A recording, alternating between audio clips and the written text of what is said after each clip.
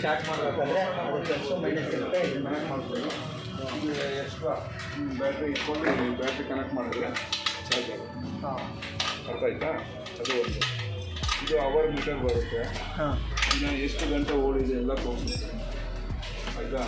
ಇದು ಸ್ವಲ್ಪ ಲೋಡ್ ಜಾಸ್ತಿ ಆದರೆ ಟ್ರಿಪ್ ಆಗುತ್ತೆ. ಏನು ಶಾರ್ಟ್ ಸರ್ಕ್ಯೂಟ್ ಆದರೆ ಟ್ರಿಪ್ ಆಗುತ್ತೆ. ಜನರೇಟರ್ ಓಡ್ತಾ ಇರುತ್ತೆ, ಟ್ರಿಪ್ ಆಗುತ್ತೆ. ಇದು 15 amps ಸಾಕೆಟ್ ಇರುತ್ತೆ, ಇದು 30 amps ಸಾಕೆಟ್ ಇರುತ್ತೆ. ಇದೆಲ್ಲ ಹೆವಿ ಡ್ಯೂಟಿ 30 amps ಸಾಕೆಟ್ ಇರುತ್ತೆ. ಇದನ್ನು ಕನೆಕ್ಟ್ ಮಾಡ್ಬೋದು. ಆಯಿತಾ? ಫಿಲ್ ಮಾಡಿದರೆ 80 ಅವರಿಗೆ ಒಂದ್ಸಲ ತೆಗೆದು ಹೊಸ ಆಯಿಲ್ ಹಾಕ್ಬೋದು. ಆಯಿತಾ? ಇದು ಒಂದು 20 ಅವರ್ಗೆ ಒಂದ್ಸಲ ಆಯಿಲ್ ಕಮ್ಮಿ ಆಗುತ್ತೆ. ಅಪ್ರಾಕ್ಸಿಮೇಟ್ಲಿ 20 ಅವರ್ ಹೇಳ್ತೀವಿ, ಆಯಿಲ್ ಕಡಿಮೆ ಆಗುತ್ತೆ. ಅವಾಗ ಆಟೋಮೆಟಿಕ್ಲಿ ಇಗ್ನಿಷನ್ ಮತ್ತೆ ಸ್ಟಾಪ್ ಆಗುತ್ತೆ, ಸ್ಪಾರ್ಕ್ ಬರೋದು.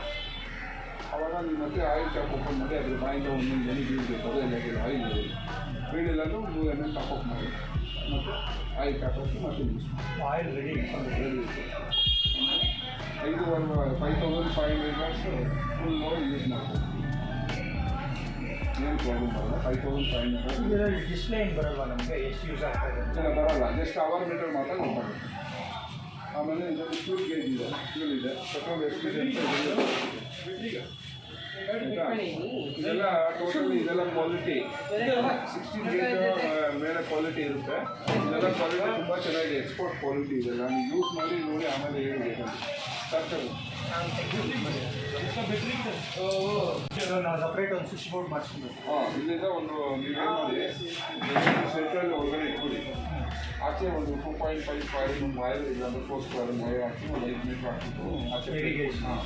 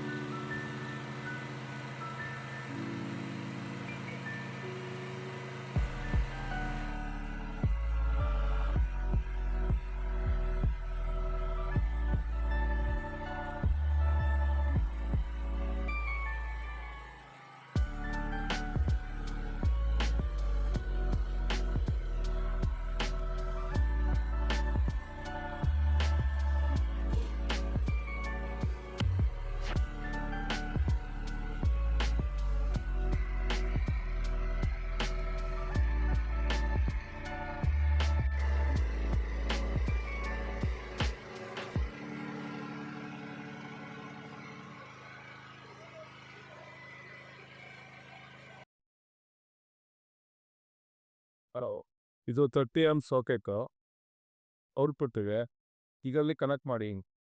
ವೆಲ್ಡಿಂಗು ಮೋಟ್ರ್ ಎಲ್ಲ ಇದರಲ್ಲಿ ಕನೆಕ್ಟ್ ಮಾಡಿ. ಆಮೇಲೆ ಇದು 15 amps ಸಾಕೆಟು. ಇದರಿಂದ ನೀವು ಆರಾಮಾಗಿ ಲೈಟಿಂಗು ಲೋಡಿಗೆ ಯೂಸ್ ಮಾಡ್ಬೋದು. ಇದು ಸ್ಪಾರ್ಕ್ ಸ್ಪಾನರು. ಇದು ಎಕ್ಸ್ಟ್ರಾ ಅಡಿಷ್ನಲ್ ಚಾರ್ಜರ್ ವೈರ್ ಕೊಟ್ಟಿರ್ತಾರೆ. ಯಾವುದಾದ್ರು ನಿಮ್ಮ ಕಾರ್ ಬ್ಯಾಟ್ರಿಗಳಿಗೆ ಚಾರ್ಜ್ ಆಗಬೇಕು.